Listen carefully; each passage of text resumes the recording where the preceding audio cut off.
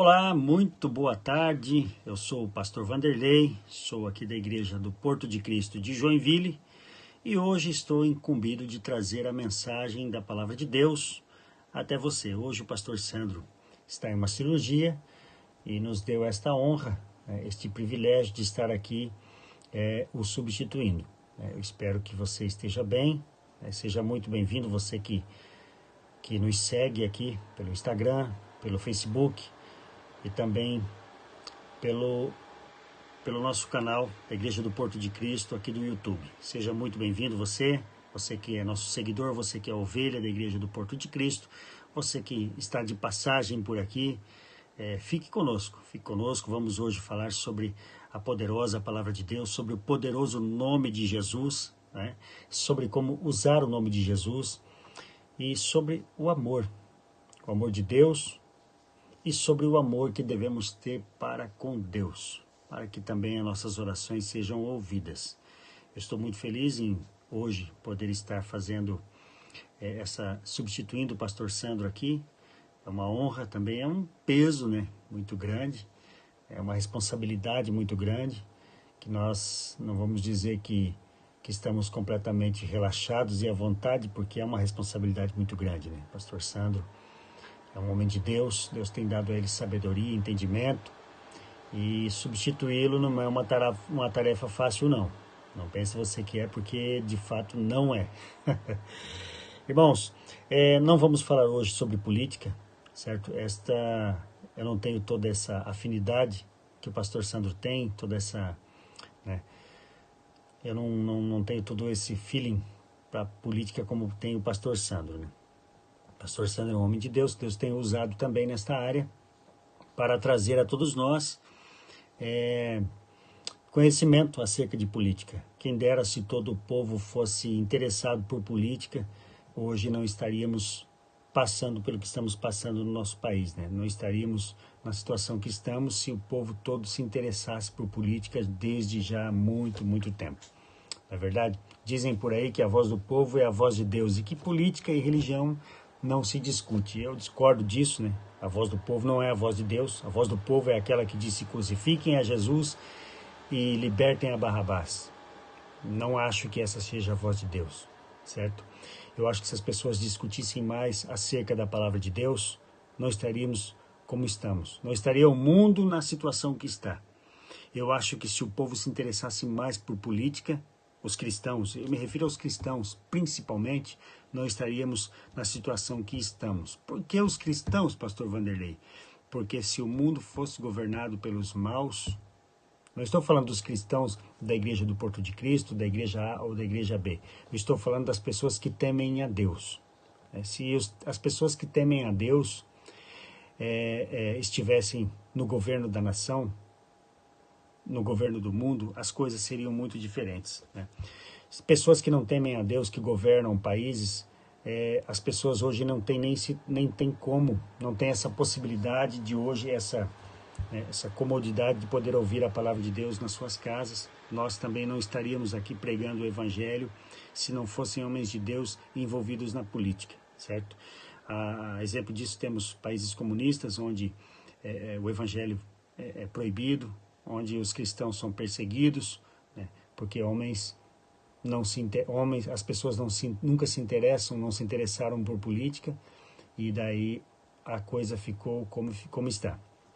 Exemplos, eu acho que a gente tem que falar sim sobre política. O cristão tem por obrigação falar e entender de política, Afinal de contas, é como você ter uma empresa e não se interessar pelo que acontece na contabilidade da empresa.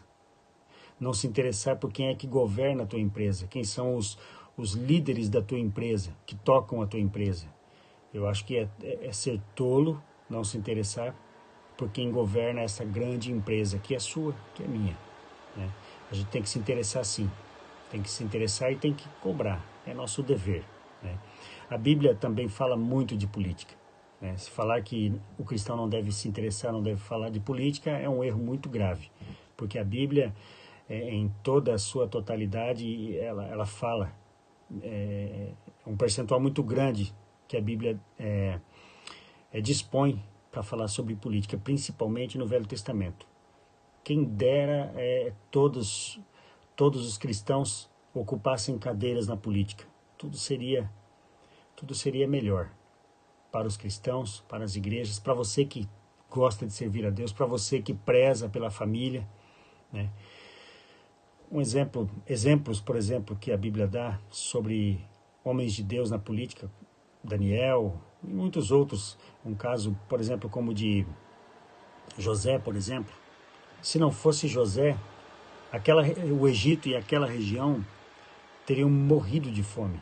Se não fosse José, Deus ter levantado José e usado José como governador do Egito, não teria, se você conhece a história, sabe que a mão de Deus foi com Israel, foi com o Egito, foi com Canaã, foi com toda aquela região.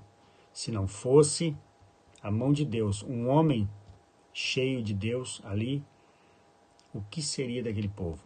Então a política é muito importante que a gente entenda de política, se interesse por política, né? Hoje eu acredito que muita gente está se interessando por política, e isso é muito bom. É sinal de que daqui para frente as coisas vão melhorar politicamente, economicamente, e isso é muito bom. Eu disse que não ia falar sobre política, mas a gente não resiste. A gente tem um bom professor, um bom mestre aqui, que é o pastor Santos, sempre nos orientando acerca de política, e isso é muito bom. A gente acaba se interessando cada vez mais, certo?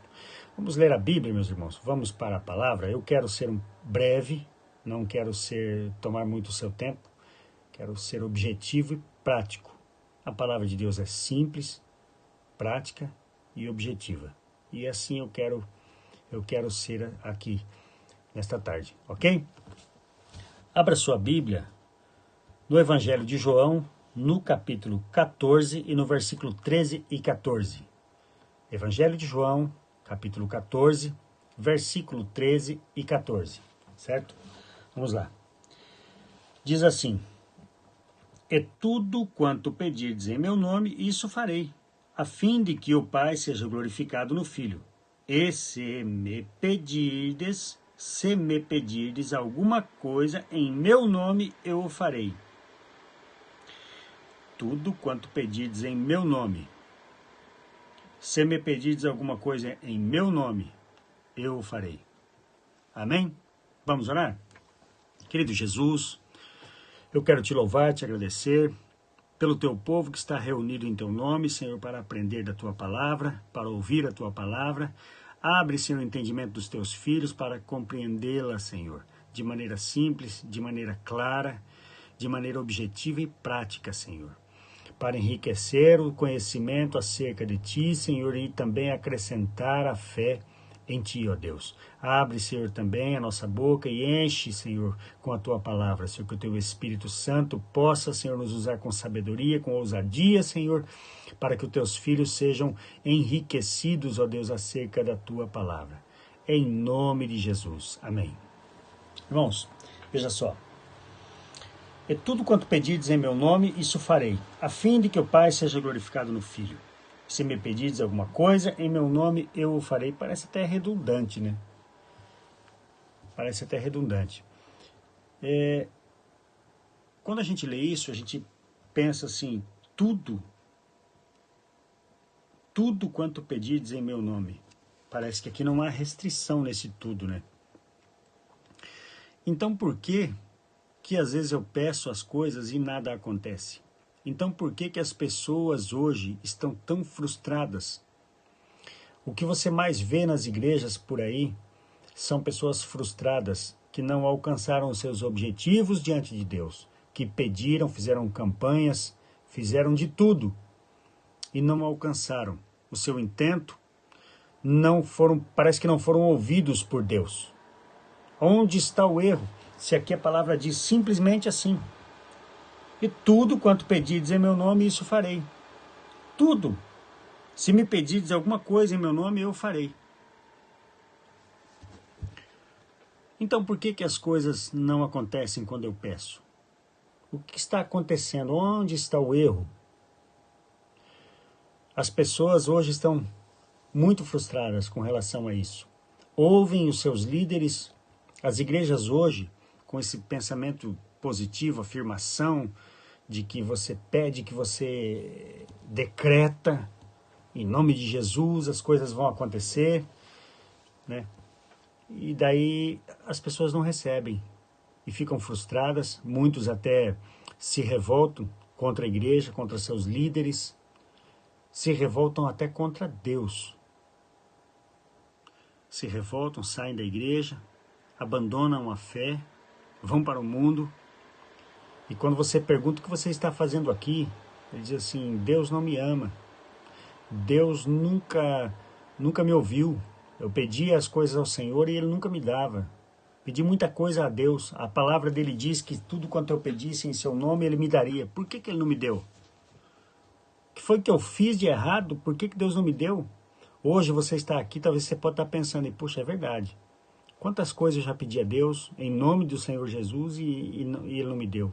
Quantas coisas eu pedi, às vezes até uma coisa simples, talvez uma cura, uma coisa muito necessária. E Deus não me deu. Por que Ele não me deu? Eu pedi uma coisa, eu queria tanto uma determinada coisa e pedi tanto, fiz tanta campanha. Eu fui naquela igreja, dei tudo o que eu tinha para a igreja, em prol de receber aquilo. Pedi em nome de Deus, em nome de Jesus, e não recebi. O que aconteceu? As pessoas disseram, poxa, eu dei o meu melhor. Aquelas pessoas disseram naquela igreja que se eu pedisse e desse o meu melhor, ofertasse o meu melhor a Deus, eu receberia. E eu não recebi nada, nem o que eu dei. Quem dirá 100 vezes mais que me prometeram. Por quê? Por quê? Aí você se pergunta, mas o que é eu te pergunto, o que é o teu melhor? O que você deu para Deus? O que era o teu melhor? Deus pediu o que para você? Já começa aí. O que Deus te pediu? Vamos supor que Deus tivesse te pedido alguma coisa, o que Ele poderia ter te pedido que Ele não tenha, que Ele possa usar? O que é o teu melhor? Uma vez uma irmã me comentou sobre isso, talvez até ela esteja assistindo aqui, que a igreja onde ela ia, eles pediam que a pessoa desse o melhor. E isso é comum mesmo, eles pedem, dê o seu melhor, dê o seu melhor. O que você tem de melhor? É 10 reais? Não, isso não é o seu melhor. O que é o seu melhor? Muitas pessoas dão casa, dão carro. O que é o seu melhor? E eu disse a ela, realmente, Deus quer o seu melhor. Você deve dar o seu melhor para Deus. Mas o que é o seu melhor? O que é que você tem que Deus não tenha? O que é que você tem que Deus não tenha e que Ele possa usar? Pense. Irmãos, quando Deus pediu a Abraão que lhe desse o seu filho Isaque, Deus estava pedindo realmente o filho Isaque? Depois se arrependeu e não quis mais? Pense bem. Não. Deus estava pedindo o melhor de Abraão. Deus estava pedindo o seu melhor. E o seu melhor era o que? Era o Isaque? Não. Deus estava pedindo o coração de Abraão. O coração de Abraão. Assim como quando Jesus estava conversando com aquele jovem rico, que era aparentemente um varão perfeito, cumpridor da lei. Aí Jesus falou assim, vende tudo que tu tens e dá aos pobres e segue-me. O que Jesus estava pedindo para ele? O dinheiro dele? Jesus não pediu para si. Ele estava pedindo ao jovem o seu coração. Então o que você tem de melhor para dar para Deus? Seu coração, seu amor. É isso que você tem de melhor para dar para Deus. O que Ele pode usar que Ele não tenha? Talvez Ele não tenha teu coração ainda. Talvez você já tenha dado o seu carro, sua casa, todos os seus bens para a igreja. Para Deus não, para a igreja. Mas tudo isso Ele deu. Ele é o dono do ouro e da prata. O que você ainda não deu para Ele? O que você ainda não deu para Deus? Que Ele pode realmente usar, de fato usar. É o seu coração. É isso. Aqui quando a Bíblia fala sobre pedir alguma coisa, em meu nome isto farei, vamos lá para a primeira epístola de João, Primeira epístola de João é o antepenúltimo livro da Bíblia, fica um pouco antes de Judas e um pouco antes de Apocalipse. Primeira epístola de João, capítulo 5 e versículo 15, diz assim, irmãos. E se sabemos que, aliás, 14. Primeira epístola de João, capítulo 5, versículo 14, diz assim, e esta é a confiança que temos para com ele. Se pedirmos alguma coisa segundo a sua vontade, ele nos ouve. Opa, peraí. Como é que funciona o negócio? Então, o que está querendo dizer aqui? Onde eu acabei de ler antes, onde eu li antes. Quando você fala, olha só, quando Jesus fala assim, você pedir alguma coisa em meu nome, eu vou fazer. Você chega para mim e fala, Pastor Vanderlei, eu venho aqui em nome do Pastor Vanderlei te pedir alguma coisa. Peraí, mas eu estou aqui, não precisa falar na terceira pessoa. Você está entendendo? Quando Jesus fala que você deve pedir alguma coisa em seu nome, e ele de fato fará, ele está falando que você peça alguma coisa de acordo com sua vontade, de acordo com o procedimento, de acordo com a palavra de Deus. Entende? De acordo com os planos que ele tem projetado para a sua vida. Às vezes pedimos coisas que Deus não nos tem intenção de dar. E Deus sabe o porquê. Deus é sábio. Não é porque não nos ama. É pelo contrário. É porque ele nos ama. E é por isso que ele não nos dá. Mesmo quando estamos obedecendo a Deus. Muitas coisas pedimos e não entendemos. Pedimos, mas não estamos pedindo de acordo com a sua vontade. De acordo com os seus propósitos. Entende? Por isso, às vezes, não recebemos. É claro que nós desejamos dar aos nossos filhos coisas grandiosas porque os amamos. Mas nem tudo nós podemos dar. Assim também Deus é. Ora, eu tenho um filho de 11 anos e gostaria de dar a ele um carro novo. Se eu pudesse, eu daria. Mas ele tem 11 anos, eu daria isso hoje? Não. Eu só estaria antecipando a sua desgraça. Uma tragédia, quem sabe? Vergonha para mim, vai saber o que vai acontecer. Assim Deus é. Deus é sábio. E Deus nos ama. Ele nos dá as coisas de acordo com a sua vontade, porque a sua vontade é perfeita. Porque ele vê do alto. Ele enxerga melhor que nós. Ele vê onde vamos, onde vai dar o caminho que estamos percorrendo. Então ele sabe o que faz. Então, por isso, devemos pedir de acordo com a sua vontade. Tiago, capítulo 4, versículo 3, irmãos, diz assim, ó, pedis e não recebeis, porque pedis mal, para gastardes em vossos próprios deleites. Pedem e não recebem, porque os seus motivos são maus. Vocês pedem coisas a fim de usá-las para os seus próprios prazeres. Olha o que diz em Tiago 4 e 3. Que interessante, né? E às vezes ficamos frustrados. Por que Deus não me deu isso? Por que Deus não vai me dar isso? Por que Deus não quis me dar isso? E como é que a gente sabe? E como é que a gente vai saber se está dentro dos planos de Deus o que eu quero pedir?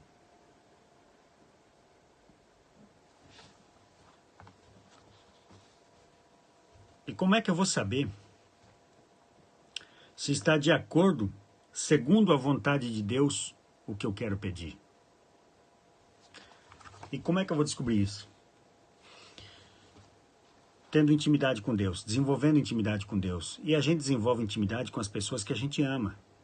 Quanto mais tempo passamos junto com as pessoas que amamos, quanto mais tempo temos comunhão com as pessoas que amamos, quanto mais tempo conversamos com as pessoas, dialogamos e andamos junto com as pessoas que nós amamos, mais nós descobrimos as suas vontades, sua vontade. Mais nós descobrimos os seus gostos, o que a pessoa gosta de ouvir, o que a pessoa gosta que eu faça, como que a pessoa gosta que eu ande. Esse tipo de desenvolvimento acontece, de intimidade acontece somente com as pessoas que amamos. Somente com as pessoas que amamos. E quando nós amamos as pessoas, nós obtemos tudo aquilo que nós queremos. Porque pedimos não só... Porque o nosso pedido já não é egoísta, pensando só na gente. A gente pede as coisas pensando nos dois. Quando amamos, tudo que vamos fazer, pensamos nos dois. Sempre assim. Quando eu estava namorando, eu lembro, para me casar com a minha esposa, tudo que eu ia fazer, eu pensava nela. Tudo que eu ia comprar, eu pensava nela. Se ela ia gostar, se ela ia achar bonito. Não é assim? E quando nós amamos a Deus, deve ser assim. Tudo que nós vamos fazer, devemos pensar nele. Se ele vai gostar, o que ele vai pensar disso? Será que ele vai gostar disso? Então, assim deve ser. E quando pedimos alguma coisa, pedimos pensando se vamos agradá-lo ou desagradá-lo. Se ele vai gostar disso ou não. É como se você vai assistir uma certa programação, por exemplo, televisiva, e sentar do lado e dizer assim, senta aqui, Espírito Santo, meu amado, vamos assistir isso comigo. Tem coisa que não dá, né, para ele assistir junto. Então não assiste. Tem lugares que você pode ir, tem lugares que você não pode ir. Por quê, pastor? Porque tem lugares que, se eu for, a minha esposa não pode ir junto. Então não é bom que eu vá. Se ela não pode, então não é bom que eu vá. E também, se eu tiver que ir num lugar que eu não posso levar ela, eu não teria prazer em ir. Porque não me dá prazer ficar longe dela. Assim deve ser com Deus. Se eu vou a um lugar onde Deus não pode entrar, então não tem graça nenhuma eu ficar ali. Porque o meu amado não vai estar comigo ali. Essa é uma linha de raciocínio muito simples e prática. Olha o que a Bíblia diz aqui, ó. No Evangelho de João, no capítulo 14, no versículo 21. Aquele que tem os meus mandamentos e os guarda, esse é o que me ama. E aquele que me ama será amado por meu Pai. E eu também o amarei e me manifestarei a ele. Nisto você é conhecido. Nisto você é conhecido se ama a Deus ou não. Porque você guarda os mandamentos. Então, quando você realmente ama a Deus, e não é só por palavras, você guarda os seus mandamentos. Isso é amar a Deus. Uma vez eu estava pregando e perguntei na igreja quantos ali estavam que vieram, servem a Deus porque querem ir para o céu. Quase todo mundo levantou a mão. Talvez os que não levantou porque ficou com preguiça de levantar, né? Mas é natural que todos levantariam a mão. Quantos estão aqui porque querem ir para o céu? Aí perguntei, quantos estão aqui porque têm medo de ir para o inferno? Muitos levantaram a mão também.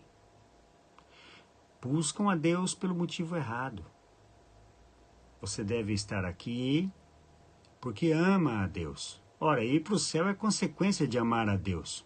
Se você o ama e guarda os seus mandamentos, é claro que você vai para o céu. Então você não tem que se preocupar com o inferno. Não é lógico isso? Não é lógico isso? É igual as pessoas que buscam a Deus pelo motivo errado, vão para as igrejas buscando prosperidade financeira, buscando talvez uma cura apenas. Recebem a cura como os 9 leprosos, dos 10, só um voltou. Conseguem o que quer e abandonam Jesus. Buscam a Deus pelo motivo errado. Buscam ao Senhor pelo motivo errado. E é certo isso? Buscam a Deus porque tem medo de ir para o inferno. E acabam indo para o inferno do mesmo jeito. Porque não está preocupado em agradar a Deus. Está preocupado em escapar do inferno. Não está preocupado em amar a Deus. Nunca amou a Deus. Amar a Deus é diferente. Você não se preocupa com o inferno. Se você o ama e guarda os seus mandamentos. Ir para o céu é consequência de andar com ele. Ser curado é consequência de andar com ele. Ser próspero é consequência de andar com ele. Da medida que ele for achando que você, na medida que ele for vendo que você está apto, maduro a receber aquilo que ele tem preparado para você, você vai receber. Assim como eu falei sobre o meu filho. Eu quero muito dar um carro a ele, mas ele só tem 11 anos. Quando ele for maduro, responsável, claro que se eu tiver condições eu o darei. Por que não? mas não é a hora para isso. E se ele tiver idade para isso, mas não for maduro o suficiente para isso, também não vai receber. Assim deve ser o nosso procedimento. Certo? E assim também nós devemos entender quando não recebemos algo de Deus. Aonde está o problema? Onde está a culpa? Onde está o erro? É claro que é em nós. Alguma coisa está errada. E se tem alguma coisa errada, certamente é comigo. Por que eu não estou recebendo isso? Alguma coisa eu estou fazendo de errado. Alguma coisa não está certo. Aí você procura entender o que está acontecendo. Busca em Deus o que está acontecendo. Se realmente o que você está pedindo é da vontade de Deus. Se realmente está de acordo com a sua vontade. E daí você vai receber. Busca primeiro o reino de Deus e a sua justiça. E as demais coisas, as de segundo plano, vos serão acrescentadas. De segundo plano. O primeiro plano é agradar a Deus. Buscar a Deus. Buscar o reino de Deus e a sua justiça. Não se preocupe com o restante. O resto vai vir, é consequência de amar a Deus. É consequência de buscar o reino de Deus e a sua justiça. Não fique frustrado. Não culpe a igreja por você não receber o que você tanto quer. Não culpe a Deus por não ter conquistado aquilo que você queria tanto conquistar. Hoje as igrejas, infelizmente, pregam um evangelho diferente, sabe? Que você tem que ser próspero, que você tem que alcançar a bênção financeira vem em primeiro lugar. A bênção financeira vem em primeiro lugar. As pessoas estão igual aquele moço, aquele aleijado na porta do templo, chamada Formosa, que Pedro e João vinham vindo, e ele pediu esmola, olhou para eles. Quando Pedro disse assim, olha para mim, ele olhou esperando o quê? É igual as pessoas quando estão na porta da bênção e não se tocam, não entendem que o paliativo não é bom, não é importante. É só temporário. Ele olhou esperando receber alguma coisa. O quê? Dinheiro. Paliativo. Daqui a pouco ele ia ter fome de novo, daqui a pouco ele ia precisar pedir dinheiro de novo. Porque ele não entendia, na verdade. E o que Pedro falou? Bom, eu não tenho prata e não tenho ouro. Porque as pessoas buscam primeiro a prata, primeiro o ouro. É isso que eles esperam nas igrejas. Primeiro a prata, depois o ouro, ou vice-versa. E por último, poder de Deus. Por último, a unção. Por último, o Espírito Santo de Deus. Por último. Não primeiro o reino de Deus e a sua justiça. Primeiro, as demais coisas. Por último, a presença de Deus. E normalmente não. Se alcançar aquilo, se alcançar o que eles querem, o que a carne quer, não quer mais saber da presença de Deus. Essa é a verdade. Essa é a natureza do ser humano. O ser humano tem a sua natureza ingrata. Mas a gente deve ser transformado em Cristo Jesus. E ter a nossa natureza transformada em Cristo Jesus. Para sermos gratos a Deus. Para amarmos a Deus de verdade. E não buscar a Deus pelo motivo errado. Buscar a Jesus pelo motivo errado. Você acaba não conseguindo nem o que você queria e nem consegue também alcançar o céu. Nem uma coisa e nem outra. Sejamos sábios. A Bíblia diz em Provérbios, filhinhos, sê sábio e alegra o meu coração, para que tenha que responder àquele que me afrontar. Devemos ser sábios e alegrar o coração de Deus, para que Ele possa nos defender quando o inimigo nos afrontar a Deus por nossa causa. Lembra de Jó? O inimigo subiu até a presença de Deus e disse, tá vendo lá? Ó? Tá vendo teu servo Jó? Também? Deus falou para ele, tá vendo meu servo Jó, como ele é fiel, como ele é justo? Também, né? Dá tudo para ele. Deus defendeu a Jó. Para o que tenha o que responder aquele que me afrontar, ou aquele que me desprezar. Certo? Louvado seja Deus. É muito importante, irmãos, buscarmos a Deus pelo motivo certo. Pense, irmãos, Jesus em toda a sua glória, veio de lá do céu, desceu aqui na terra, passou por tudo que passou, nasceu em um corpo humano. Ele era incorruptível, Deus, em toda a sua riqueza, em toda a sua glória lá no céu. Lá não existia dor, nem fome, nem sofrimento, nem tristeza, nem sono. E ele veio para cá. Por que será que ele veio? Você acha que Jesus veio para cá para ser espancado, para ser cuspido, para ser xingado, para ser chicoteado, para ser morto em uma cruz, uma morte de cruz, uma morte maldita, só para você ter uma vida confortável? Para que você tenha as demais coisas? Foi para isso que ele veio? Você realmente acha que ele veio para isso? Não. O problema do homem sempre foi o mesmo. Desde a época de Noé, o Filho do Homem veio para buscar e salvar o que se havia perdido. Foi para isso que ele veio. Desde a época de Noé, a mensagem é a mesma até os dias de hoje. Arrependei-vos. O problema do homem, desde a época de Adão até os dias de hoje, sempre foi o mesmo: o pecado. O homem precisa se consertar com Deus, amar a Deus sobre todas as coisas, agradar a Deus. É isso que nós precisamos: servir a Deus, agradar a Deus, obedecer os seus mandamentos para poder morar no céu. É isso que nós precisamos. Deus não mandou seu Filho para que nós possamos ter uma vida confortável. O que estão pregando por aí nas igrejas, mundo afora, é mentira. É um engodo. Jesus não veio para isso.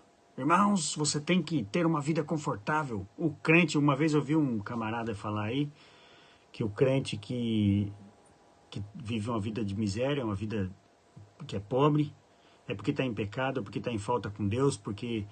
O que é isso, rapaz? O que é isso? Jesus não veio para isso, não. Jesus veio para que você tivesse vida, e vida eterna, vida com abundância. É para isso que ele veio. Ele veio para buscar e salvar o que se havia perdido. Ele veio para nos resgatar. Então, preocupe-se em amar a Deus. Preocupe-se, ocupe-se em guardar os seus mandamentos. O ser humano, ele vive...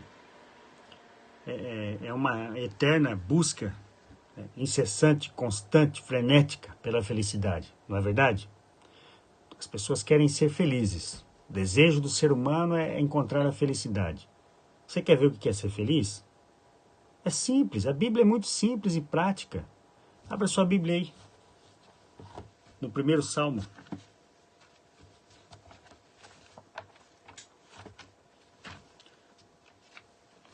Abra sua Bíblia aí no Salmo de número 1. Você quer ser feliz? Tá fácil. Você quer encontrar a felicidade? O ser humano vive. O sonho do ser humano é encontrar a felicidade. Salmo de número 1 diz assim, ó: bem-aventurado, muito feliz, afortunado, muito feliz. Bem-aventurado o homem que não anda segundo o conselho dos ímpios. Onde estão os teus pés? Para quem você emprestou os seus ouvidos? Não se detém no caminho dos pecadores. Por onde você anda? Nem se assenta na roda dos escarnecedores.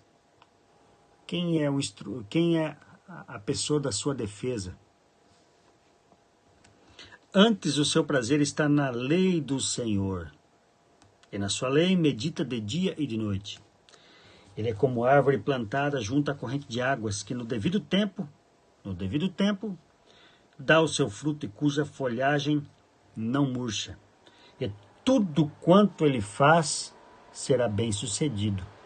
Está vendo aí? Buscar primeiro o reino de Deus e a sua justiça, e as demais coisas. Tudo o que faz será bem sucedido. Os ímpios não são assim, são porém como a palha que o vento dispersa. Por isso os perversos não prevalecerão no juízo, nem os pecadores na congregação dos justos. Pois o Senhor conhece o caminho dos ímpios, dos justos, mas o caminho dos ímpios perecerá. Entendeu, irmão? Quer ser feliz? Você quer ser feliz? Às vezes a pessoa busca a felicidade no lugar errado. A felicidade está onde? Amar a Deus, guardar os seus mandamentos. Essa é a felicidade. O Salmo 128 fala uma coisa muito interessante a respeito disso também. Salmo 128 diz assim, ó, bem-aventurado, feliz é o homem que teme ao Senhor e anda nos seus caminhos. Ok? Você quer descobrir o que é felicidade? Qual é o caminho da felicidade? Olha aqui, ó, bem-aventurado é o que teme ao Senhor e anda nos seus caminhos. Felicidade é isso. Você fala assim, mas então o crente tem que viver feliz e sorrindo? O crente daí não tem problema, não sofre, não chora, não tem pobreza, não tem dor, não tem doença? Tem. Eu estou falando de uma felicidade permanente, como a de Paulo e Silas. Paulo e Silas estavam na prisão. Eles haviam expulsado um demônio, adivinho, de uma moça, e por isso eles foram colocados em uma praça pública, foram chicoteados, as vestes deles foram rasgadas. Se hoje alguém estar nu em uma praça pública, praticamente nu, já é uma vergonha, imagina naquele tempo. Eles passaram por isso, foram humilhados ali, foram espancados e presos. E lá no fundo da prisão eles estavam acorrentados e presos, possivelmente até com febre, com dor por causa dos ferimentos, levaram muitas chicotadas. O que eles estavam fazendo lá, irmãos? Tristes, abatidos, chorando, espraguejando e até revoltados com Deus. Não. Eles cantavam, eles louvavam a Deus. Sabe por quê? Porque a felicidade estava dentro do coração. Por quê? Porque eles temiam ao Senhor e andavam nos seus caminhos. Feliz é aquele que teme ao Senhor e anda nos seus caminhos. Não importa o que aconteça ao seu redor, ele tem a esperança de morar no céu, ele tem Deus no seu coração. Ele é feliz, permanentemente feliz, bem-aventurado, muito feliz. Quer ser feliz? Quer ser feliz? Tema a Deus, guarde os seus mandamentos. Isto é ser feliz. Amém? Louvado seja Deus. Estou feliz por esta palavra. Espero que você também esteja feliz. Não faça do nome do Senhor Jesus um talismã. Não faça do nome do Senhor Jesus como um gênio da lâmpada que você faz um pedido e ele acontece. Não fique frustrado com isso. Ande com Deus. Tema ao Senhor. Ame a Deus, guarde os seus mandamentos. Peça as coisas de acordo com a sua vontade. E você nunca vai ficar frustrado. Ok? Sirva a Deus com alegria. E tenha a certeza de morar no céu com Jesus. Não tenha medo do inferno. Não tenha medo do mal. Quem anda com Jesus não precisa se preocupar com isso. Ok? Vamos orar a Deus. Vamos orar ao Senhor. Você que está aí, que está com, às vezes com alguma coisa que você pediu a Deus e não recebeu, ore a Deus. Peça a Ele para lhe mostrar a sua verdadeira vontade, os seus planos para a sua vida, e você já não vai ficar mais frustrado, ok? Vamos orar a Deus. Você que tem aí qualquer dificuldade, enfermidade, que também deseja ser alcançado por Deus, coloque o seu copo de água aí, no seu lugar, e tome com fé, com alegria, no Senhor Jesus, e você vai receber o seu milagre, vai poder testemunhar aqui. Nunca deixe de testemunhar o seu milagre. É muito importante para que as pessoas que estejam talvez passando pelo mesmo problema que você também possam ser alcançados por este milagre. Tá ok? Vamos orar então. Querido Jesus, eu te louvo, Senhor, e te agradeço, Senhor, por este momento maravilhoso que tu nos deste, pela tua palavra, ó Deus, que foi pregada aqui. Bendito é o teu santo e poderoso nome, Senhor. Senhor Deus, que esta palavra seja uma semente, Senhor, brotando, Senhor, germinando no coração de todos aqueles que ouviram, Senhor, esta palavra. Senhor, que esta palavra possa penetrar, Senhor, e germinar ali, e dar frutos, ó Deus, que as pessoas possam compreender, ó Deus, compreender a importância de amar a Ti, Senhor, sobre todas as coisas. Que eles possam compreender, ó Deus, a importância, ó Deus, de guardar os Teus mandamentos, ó Deus. Que eles possam encontrar felicidade, ó Deus, em Ti, Senhor. Porque felicidade real, verdadeira e permanente, Senhor, é só mesmo em Ti, Senhor. E nós Te louvamos, ó Deus, por abrir o nosso entendimento para que possamos compreender a Tua palavra, Senhor, para compreender a Tua vontade, ó Deus, e nos contentar com tudo aquilo que Tu nos dá, ó Deus, porque Tu, Senhor Deus, és o nosso refúgio, a nossa fortaleza, Senhor, nossa torre forte, Senhor. Fica conosco, Senhor, abençoa, Senhor Deus, a água, Senhor, destas pessoas, desses irmãos, ó Deus, que dispuseram aí na frente do seu televisor, na frente do seu celular, ó Deus, que colocaram esta água ali com fé, Senhor. A fé está em Ti, ó Deus, em nome de Jesus, em nome de Jesus. Abençoa o Teu povo, ó Deus, em nome de Jesus. Amém. Fique com Deus e até um outro dia, que nós possamos estar aqui juntos mais uma vez, pregando a palavra de Deus. Curta e compartilhe esta mensagem para que outras pessoas possam ser alcançadas também pela palavra de Deus. Amém?